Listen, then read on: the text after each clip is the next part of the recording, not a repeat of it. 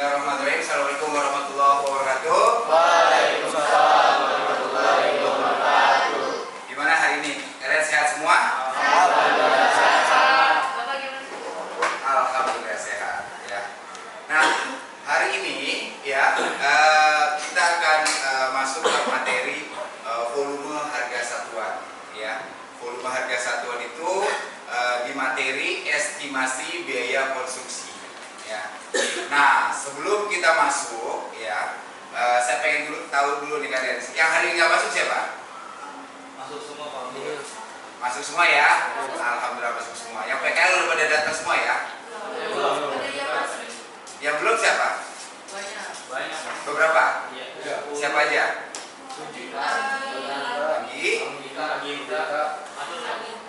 Agita, Pali, Dur, Ika, Naura, Binta. 7 ya? Oke, nggak apa-apa. Tapi nanti materi yang hari ini perlu diingatkan ke teman-teman kalian yang PKL ya. Oke, nah estimasi biaya konstruksi ya.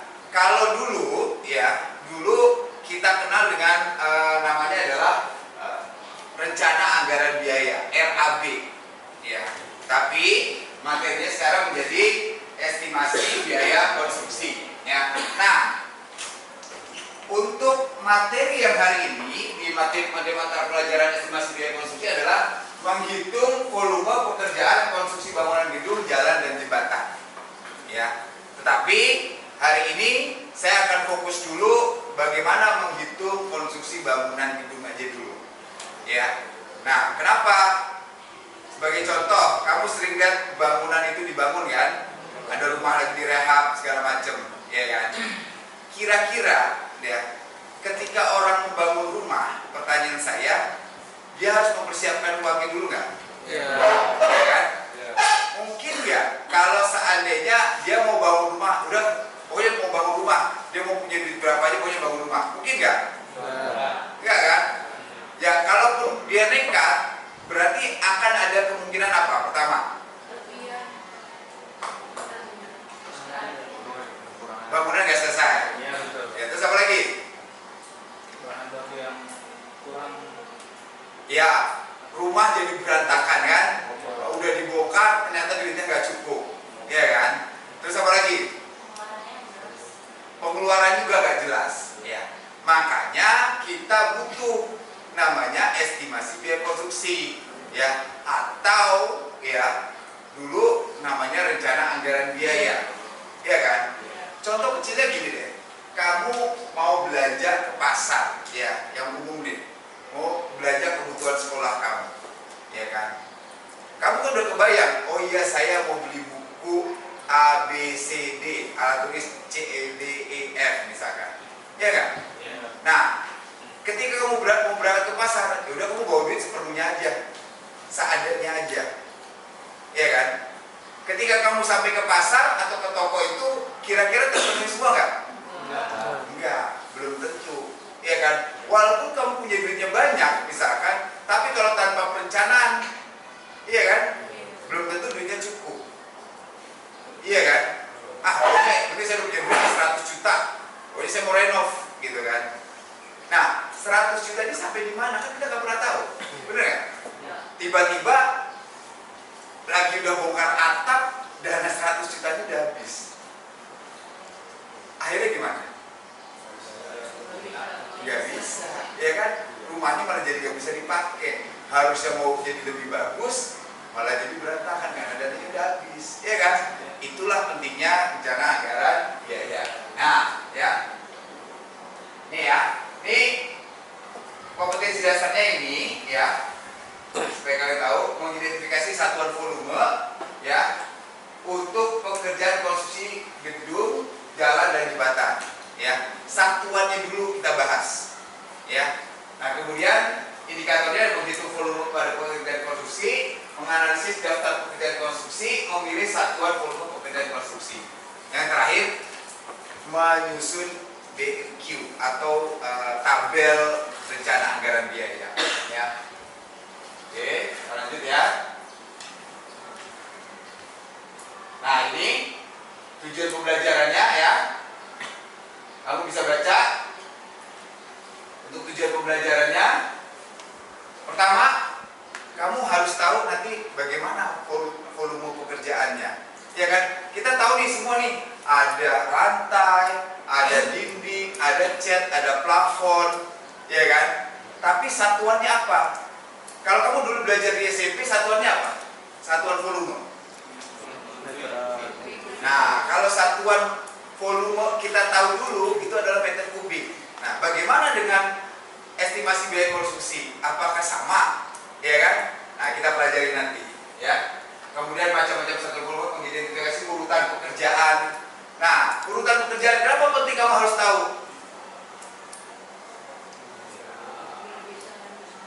Kenapa?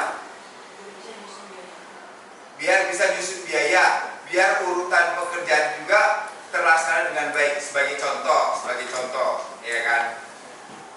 Dan tidak mubazir itu biaya yang sudah kamu keluarkan. Sebagai contoh, ya. Kita tahu atap itu di paling atas, ya kan? Atap di paling atas. Secara logika, ya kan? Secara logika berarti atap belakangan, benar nggak? Karena paling atas. Sebagai contoh nih, kamu bangun rumah, udah diplester, udah dicat, karena nanti biar naiknya pelan-pelan bertahap dari berurutan pekerjaan kan, dari paling bawah, ya kan? Atapnya belakangan. Tiba-tiba kamu udah ngecat, udah naikster segala macem, atapnya belum, hujan. Mubazir nggak? Mubazir biayanya. Makanya urutan pekerjaan itu kamu harus tahu. Urutannya belum tentu dari bawah ke atas atau dari atas ke bawah, ya kan? Tergantung dari apa? Dari fungsinya. Tuh. Lanjut ya. Tapi sini mengenai tujuan pembelajaran paham nggak? Paham ya? Oke.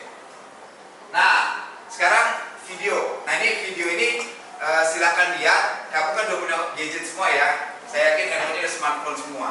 Ya. Sekarang revolusi industri 4.0, ya. Kalau kamu dijejeli terus, disuapin terus, saya rasa kamu akan cepat lupa. Nah, makanya di sini nanti metode pembelajaran salah satunya adalah discovery learning, ya. Nah, sekarang saya mau kasih video, tetapi videonya silahkan saya bebaskan. Pertama, saya kasih pilihan. Video yang pertama, karena kita pembelajaran berdiferensiasi, ya. Yang pertama, videonya saya kasih lihat. Nah, maksudnya bukan saya kasih lihat, saya kasih linknya. Kemudian kamu yang lainnya boleh, Pak, boleh nggak saya lihat link sendiri, cari link yang lain sebagai bahan perbandingan? Silakan, ya, kita bebaskan atau saya bebaskan, ya. Tapi saya akan kasih salah satunya link ini.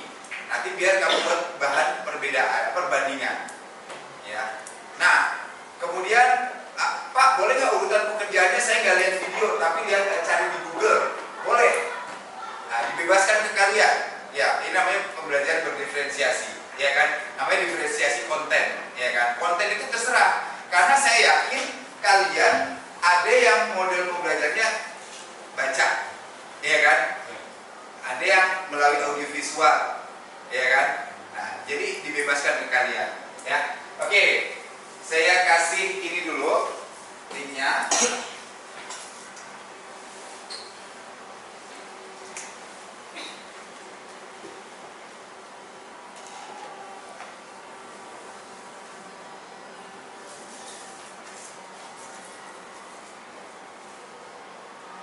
Nah, silakan kamu scan barcode. Bisa kan semuanya? Ini salah satu video ya. Tapi silakan tadi karena berdiferensiasi, berbasis konten, silakan. Di luar dari yang ini dipersilakan. Kamu lihat video, nanti kita tarik kesimpulannya seperti apa, ya. Kebaca nggak? Kalau nggak saya kecil karena itu potong. Kebaca ya. Tapi tidak harus ini ya. Pak, boleh nggak saya lihat dari Google tentang urutan pekerjaannya? Silakan. Kebuka nggak? YouTube. Betul. Ini salah satunya yang saya kasih link YouTube. Mungkin dulu kelas 10 pernah juga saya kasih, ya, waktu pelajaran dasar-dasar konstruksi bangunan. Tapi sekarang di estimasi tidak lihat yang di sini, boleh kamu searching. Nanti kita bahas di mana perbedaannya. Saya kasih waktu untuk videonya itu berapa menit coba? 13. Berapa? 14 menit. Berarti 15 menit kalian analisa urutan pekerjaannya, ya. Bagaimana?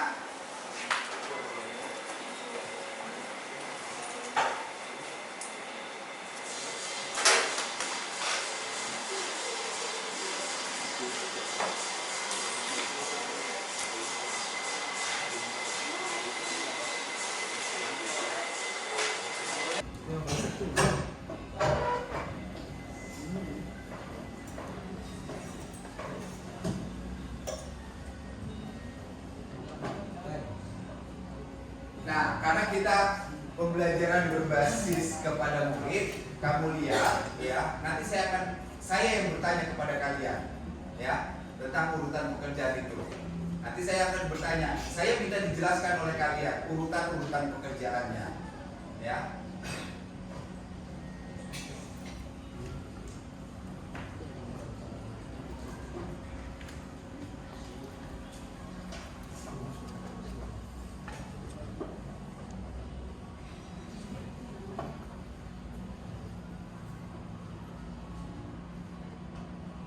Atau kalian lihat video yang di luar itu boleh, lihat dari urutan pekerjaan yang ada di Google boleh ya.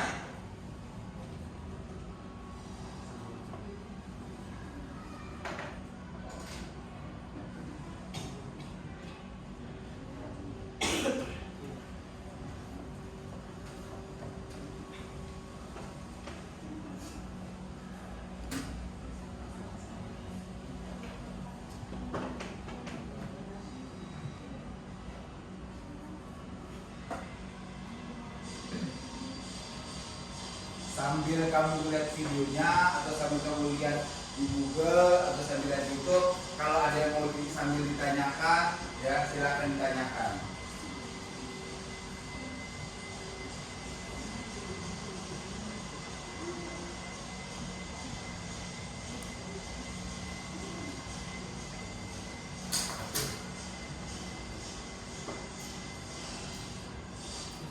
Ya boleh lihatnya barengan juga boleh, silakan.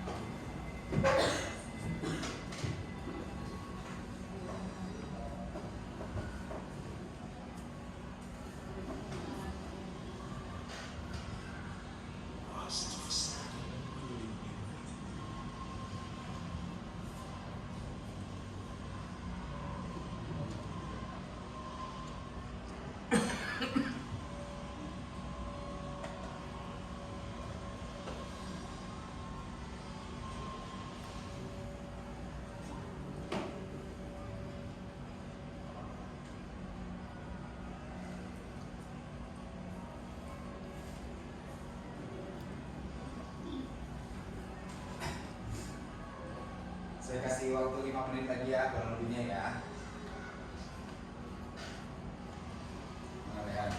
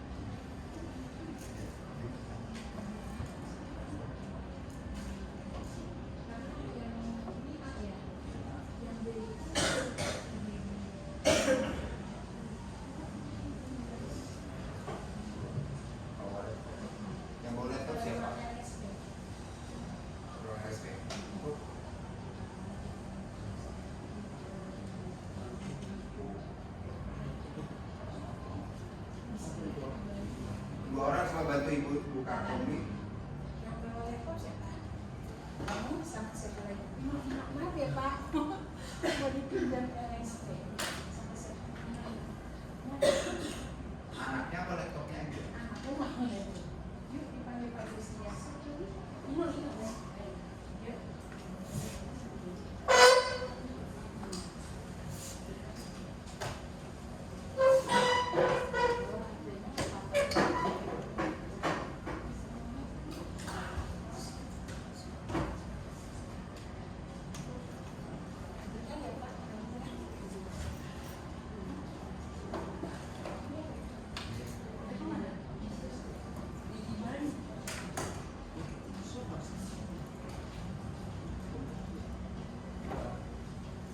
Oke, udah lihat ya semuanya ya? Udah lihat semuanya? Oke. Nah, kalau sudah lihat ya urutan pekerjaannya ya. Saya biasanya mengadakan kayak semacam pretest ya, dari habis lihat itu pretest untuk materi sebelum apa yang akan kita bahas ya. Tapi saya nggak akan berikan pretest dalam bentuk krisis, tapi dalam bentuk lisan pertanyaan ya. Udah lihat semua pertanyaan ininya ya? Semua lihat yang video itu apa beda-beda ininya? Apa? Oke, ya. Nah, sekarang gini, saya tanya. Siapa yang bisa ambil kesimpulan ya dari urutan pekerjaan itu? Salah satu aja coba.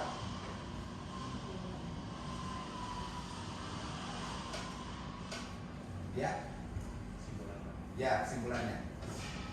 Contoh gini, kesimpulannya. Yang namanya bangunan itu harus dimulai dari ini, gitu kan? Kemudian selanjutnya itu, misalkan. Kesimpulan aja, secara garis besar setelah kamu lihat video itu. Silakan ya. Kalau menurut saya, pengerjaan suatu bangunan atau rumah itu yang lebih diutamakan pengerjaan struktur dulu, Pak. Setelah melihat struktur selesai, baru kita Pintar. Ya. Tepuk tangan buat dia. Struktur dulu, baru arsitektur. Ya kan? Struktur dulu, baru arsitektur. Kita udah pernah bahas ya sebelumnya apa itu struktur, apa itu arsitektur. Ya. Nah, sekarang saya tanya lagi, ya. Yang dimaksud dari dia pekerjaan struktur, sebutkan aja 2 contoh. Apa pekerjaan struktur contohnya? Ya, fondasi sama kolom. Betul nggak? Betul. Tepuk tangan. Nah, kenapa? Coba gini, kamu perhatian. Kamu pernah lihat orang bangun apartemen nggak? Pernah kan? Tadi dia bilang kalau pekerjaan itu didulukan pekerjaan struktur, ya kan? Salah satunya tadi disebutkan adalah pekerjaannya adalah fondasi, kolom, ya kan, balok. Nah, kamu lihat gedung udah 50 lantai, 30 lantai, 20 lantai, belum ada pintu, belum ada dinding, ya kan? Belum ada plafon, tapi gedung itu udah berdiri dengan kokoh, ya kan? Makanya struktur dulu yang didulukan.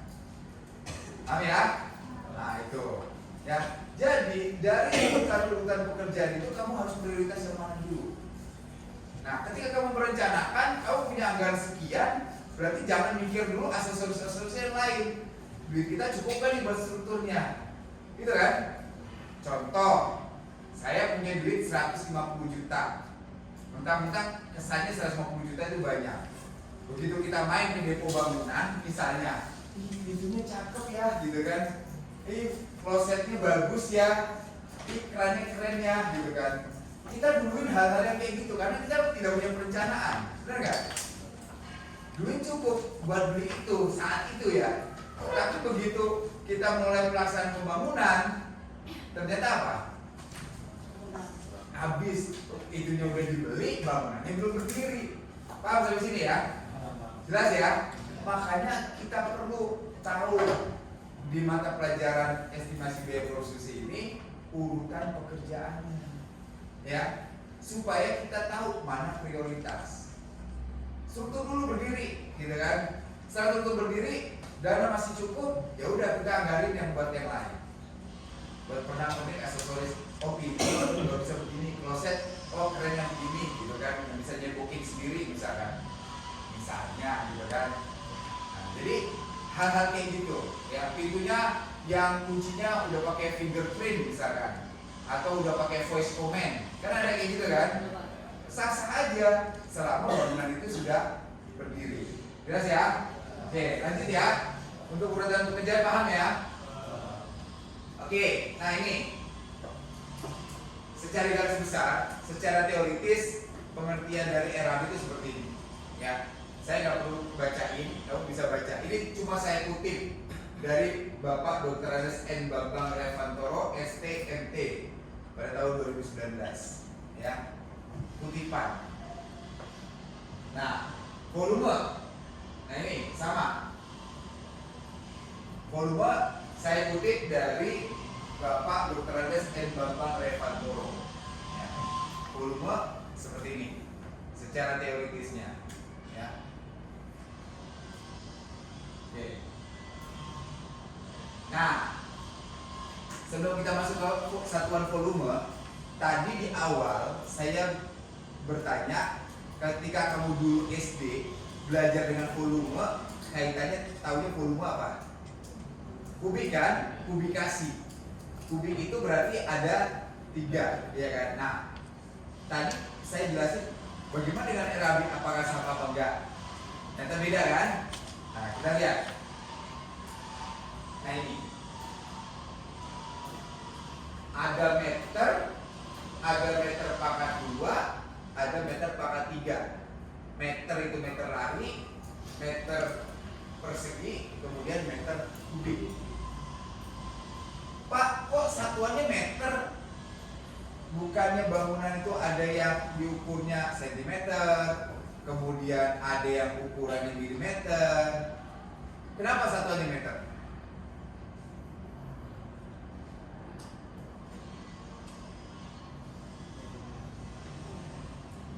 Karena udah standar internasional, satuan yang kita pakai buat menghitung estimasi biaya konstruksi dengan menggunakan meter. Satuan apapun kita konversi ke meter. Yang tadinya sentimeter kita rubah ke meter. Contoh, tebal dinding berapa kamu tahunya? 15 cm. Berarti kita konversi ke meter jadi 0,15. Ya. Kemudian, ya, tebal plesteran berapa? 2 cm. Kita konversi ke meter jadi berapa? 0,02. Begitu seterusnya. Apapun satuannya di bidang bangunan, kamu konversikan ke meter. Nah, sekarang bedanya apa? Ada meter, meter persegi, meter kubik. Ada yang, ini kan di gambarnya udah jelas nih. Ada yang bisa bantu saya? Bedanya apa?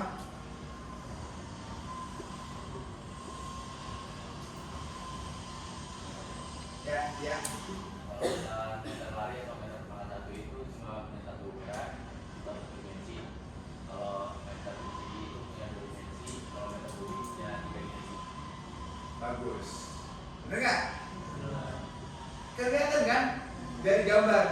Jadi yang namanya meter hanya meter saja atau meter lari, dia hanya dihitung satu ukuran, panjangnya saja. Kalau meter persegi berarti ada 2 dimensi yang diukur, panjang atau lebar, panjang dan lebar kah, panjang dan tinggi kah, lebar dan tinggi kah, pokoknya ada 2, ya kan? Kemudian meter kubik ada berapa? 3. Meter yang ada panjang, lebar, tinggi, panjang, lebar, tebal, ya kan? Pokoknya ada 3 dimensi. Paham sampai sini? Sekarang saya mau tanya lagi nih contohnya.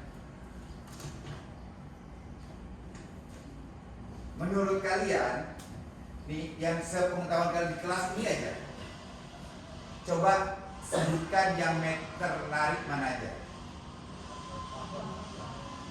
List plafon contohnya. Yang kelihatan aja ya. Jadi biar gampang-gampang aja. Kemudian meter persegi apa? Apa? Cat. Tuh, mari. Apa lagi? Keramik. Betul. Apa lagi? Plafon. Yang kelihatan aja dulu, ya kan? Kemudian satu lagi meter kubik apa misalnya?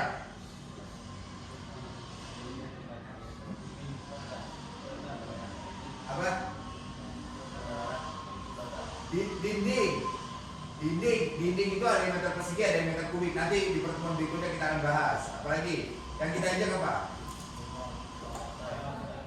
Plat lantai, bukan lantainya ya, tapi plat lantai atau cor-corannya, ya kan? Jadi kemudian apa? Kusen, ya kan? Kusen bukan kayu kan? Dia menggunakan meter kubik. Paham dari sini ya? Sebelum saya lanjut, ada yang mau ditanyakan?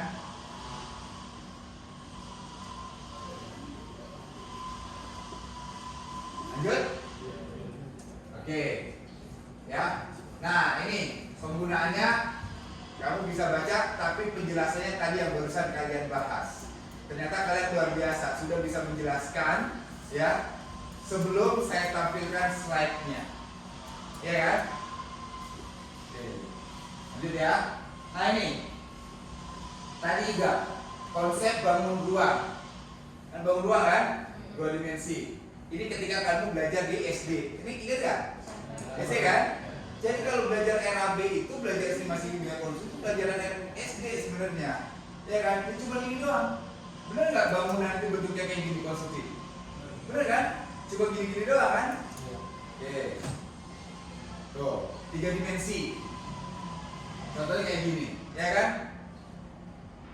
Pak, kok ada tabung? Kamu lihat yang gerbang di ITN nggak? Lihat kan? Bentuknya apa? Kolomnya. Tabung kan? Selama ini mungkin kamu sering lihat kolom bentuknya kotak, ya kan? Tapi itu jelas terlihat besar banget, ya kan? Nah itu contohnya. Terus lingkaran, bola ya. Kemudian ada limas. Limas biasanya kamu lihat di mana? Atap, ya kan? Prisma segitiga kamu lihat di mana? Bisa atap, ya kan? Nah, terus tangga, ya kan? Nah, terus kalau balok bungkus mah udah sering lah ya pasti ya. Oke. Nah, ini kaitannya. Coba perhatikan. Kebayang nggak tadi bangun rol tadi dengan ini? Bayang kan? Saling berhubungan kan? Jadi intinya apa? Pelajaran yang kita bahas ini adalah pelajaran SD. Contoh, kamu lihat untuk galian pondasi. Galian pondasi itu bentuknya apa? Trapesium kan? Trapesium ya?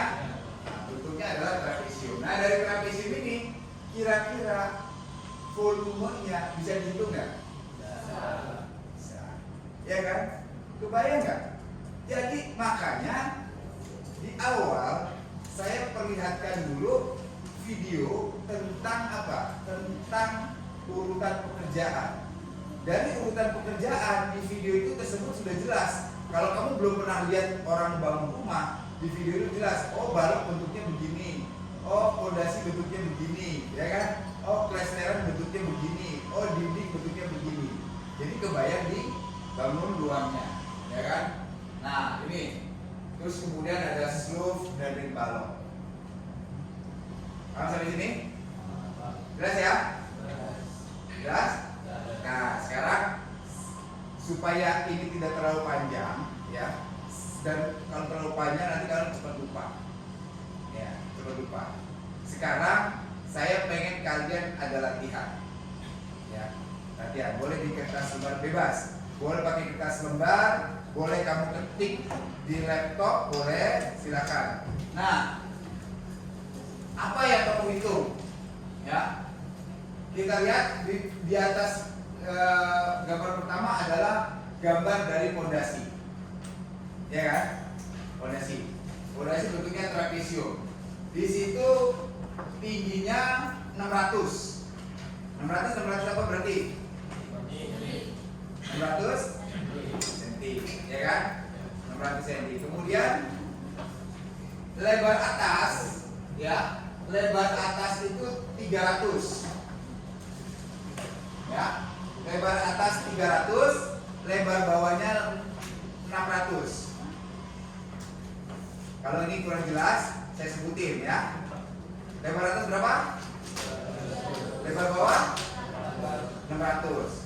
Kita anggap ini pondasinya adalah pondasi setempat, ya kan? Kita udah pernah belajar pondasi itu ada setempat, ada menerus, ya. Nah, kamu hitung volume pondasinya dengan ketebalan pondasinya 1 meter,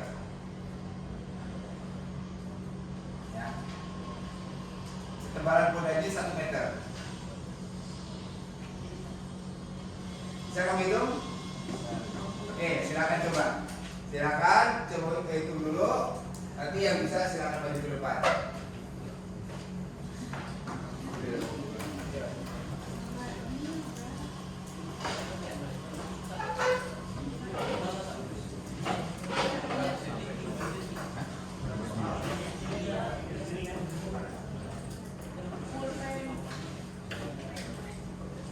Ayo, silakan kamu kerjakan.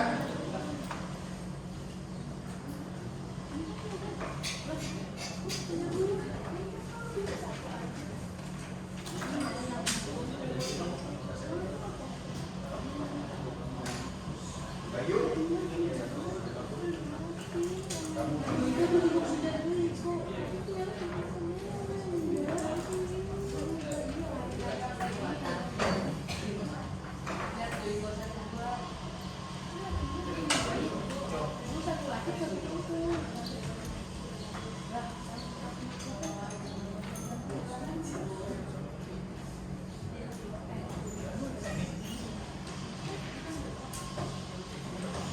tingginya 600. 600 apa yo? Mili. Ya, masa 600 cm? 600 mili. Ya kan? Lebarnya berapa tadi? Lebar atas 300 mili. Lebar bawah 600 mili. 600 mili. Kemudian ketebalan pondasi berapa? 1 meter itu berarti berapa mili? Mili. Ya, makanya tes. Kita satuannya adalah apa?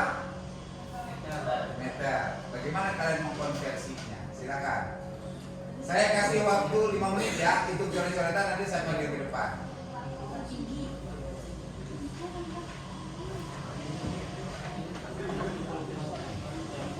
Nanti setelah ini bawahnya juga ada slope dan ring balok. Itu ada tugas buat PR di rumah, slope dan ring balok ya. Tapi sekarang kita hitung dulu yang fondasi.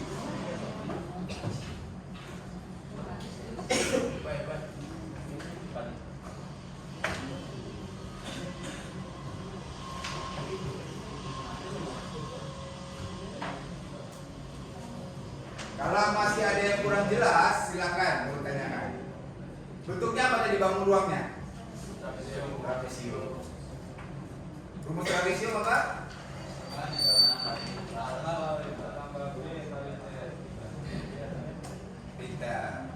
Atau jumlah sisi sejajar bagi 2 kalikan tinggi, ya kan? Silakan. Kita baru yang paling bawah dulu nih fondasinya ya. Atau daripada coret-coret itu, ada yang bisa maju? Arif mungkin? Bisa? Langsung biar nanti kita bahas bareng-bareng, ya? Ya? Langsung aja di papan tulis. Ya. Nah, yang lain sambil kerjain nanti koreksi kerjaan Faris ini benar apa enggak? Ya. Paris. Jadi pater, sekarang Paris.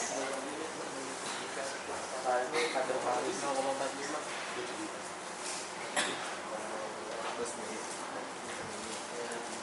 Ini 1 meter. Oh iya nih dulu.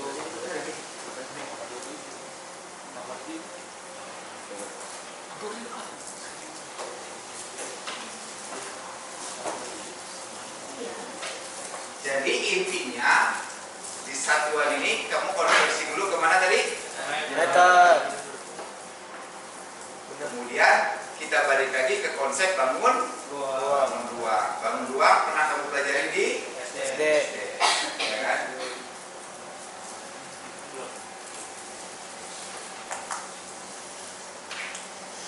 Satu meter berapa? Kan kecil. Iya, kayak gitu. Paham lu. Ini orang udah ada di bawah ini.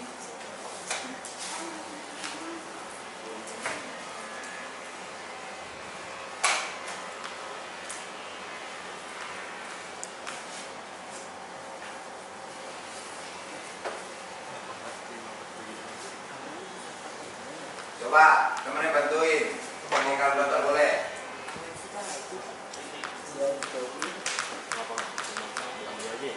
Berapa coba bantuin tuh?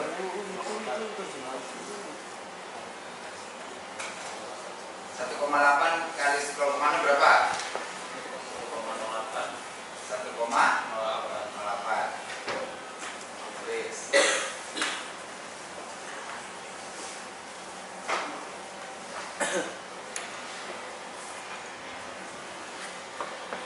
Oke, ya dulu. Benar nggak nih?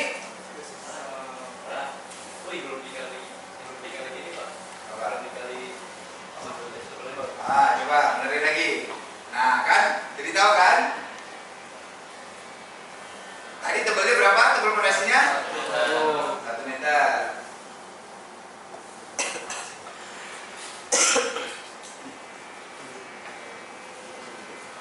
Oke. Jawabannya adalah 1,08 meter kubik. Ada yang beda nggak jawabannya? Coba. Beda di depan nggak apa-apa. Kita kan koleksi bareng-bareng kan. Belum tentu di depan benar. Saya juga kan lagi belajar, ya kan? Coba. Ya, kita kan koleksi bareng-bareng, ya kan? Namanya juga proses belajar. Kalau kamu udah langsung benar, kamu udah bisa jadi pemborong, ya kan? Kita koleksi bareng-bareng.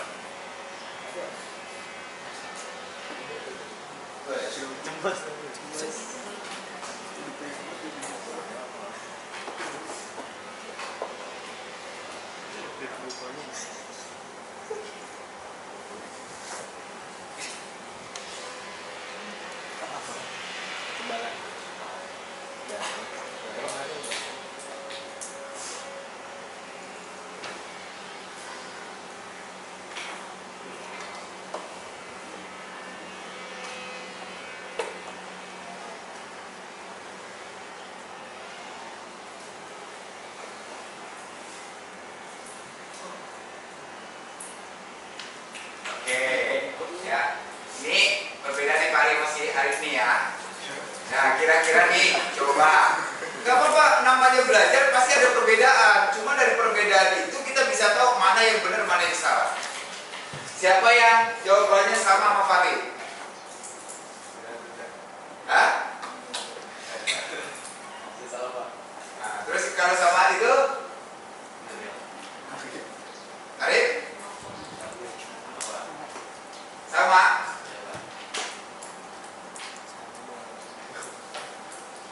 Ayo, yang benar yang mana?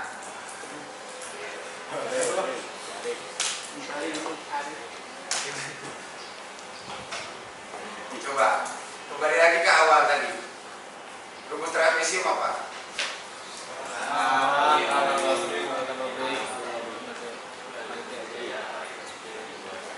Ya, jadi kan gini.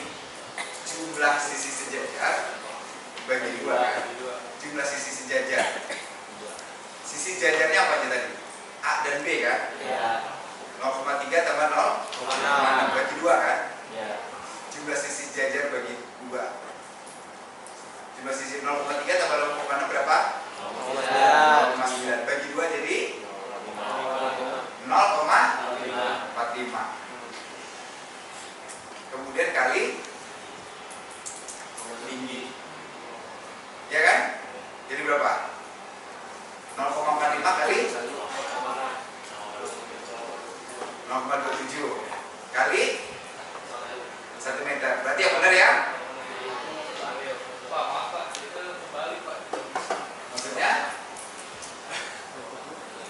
Nah, kan kita sama-sama koreksi. Berarti kamu perhatian semua kalau kamu koreksi begitu, ya kan?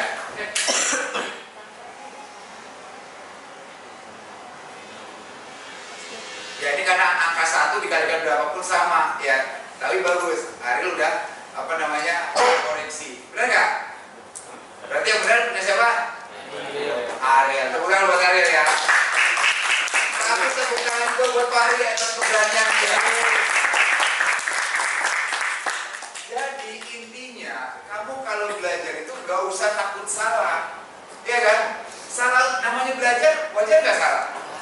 Saya aja yang udah sering menghitung rencana anggaran biaya hidup, terkadang suka nggak teliti, kadang juga pernah salah, benar nggak?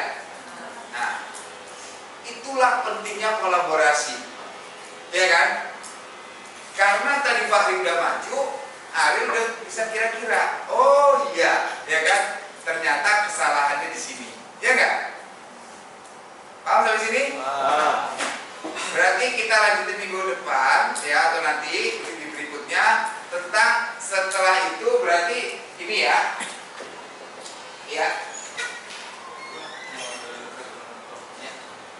Nah, kamu lihat situ batu unstamping dan pasir uruk. Unstamping itunya apa? Bentuknya, bangunannya persegi panjang, ya, atau balok, ya kan? Terus pasir uruk sama. Berarti kita memakai rumus apa? Panjang kali lebar. Gampang kan? Bisa kan? Oke. Nah, untuk saat ini karena sebentar lagi kalian istirahat, ya. Ada pertanyaan sampai sini? Cukup? Cukup ya? Oke, nanti kita lanjutkan sampai dengan apa namanya unstamping, slough, kemudian pasir uruk, dan terus ke atas sampai mana? Atap. Sampai atap. Ya. Intinya apa? Siapa yang bisa ngambil kesimpulan dari estimasi biaya konstruksi ini?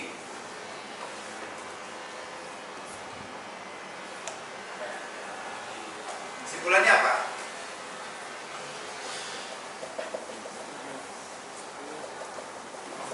Aisyah?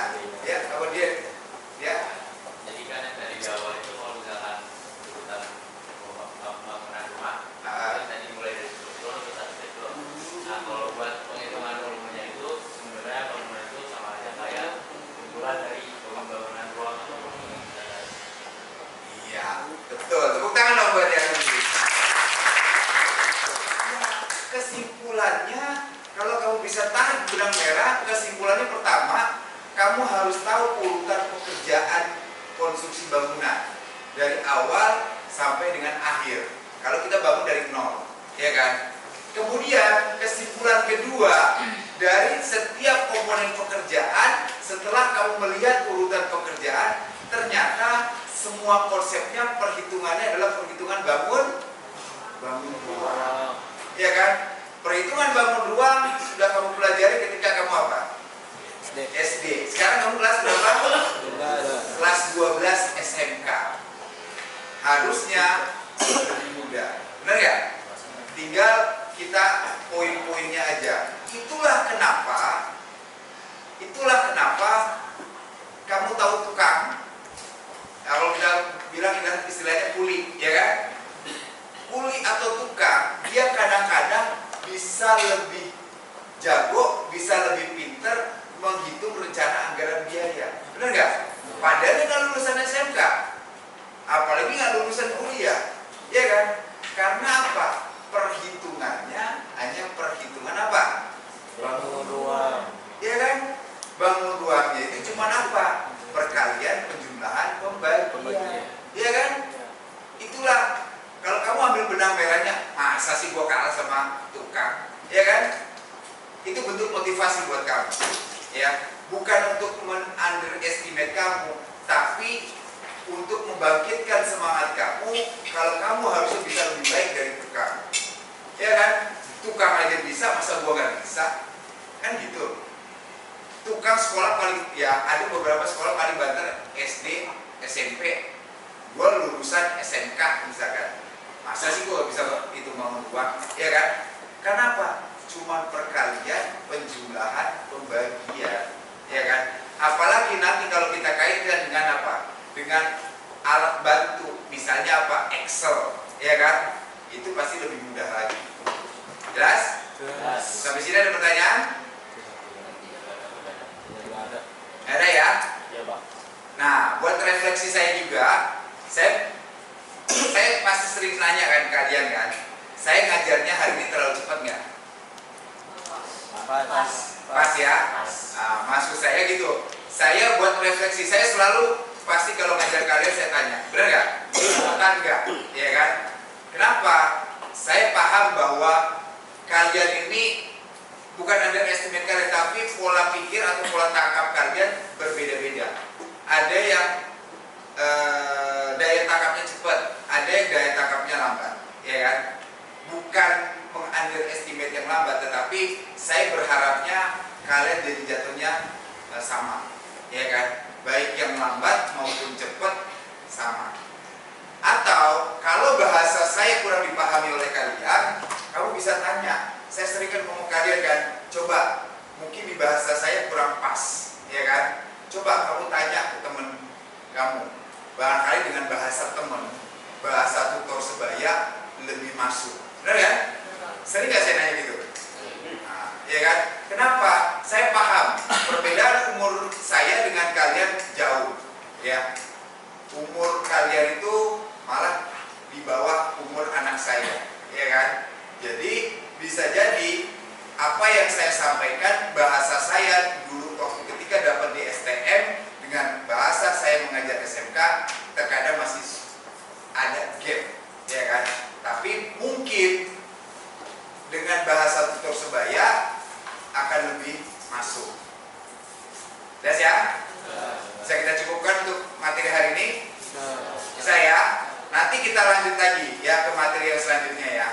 Kita kemarin udah pembersihan ya, pembersihan. Nanti kita lanjutin lagi ya. Terima kasih atas kerjasamanya ya. Semoga kamu bisa berlatih. Kenapa? Ada 3 kunci utama ketika kamu menjadi lulusan SMK. Saya sering ngomong berulang-ulang, informasi kalian berulang-ulang. Apa? B, M, W. Bekerja, melanjutkan, wirausaha. 3 itu yang kamu kejar.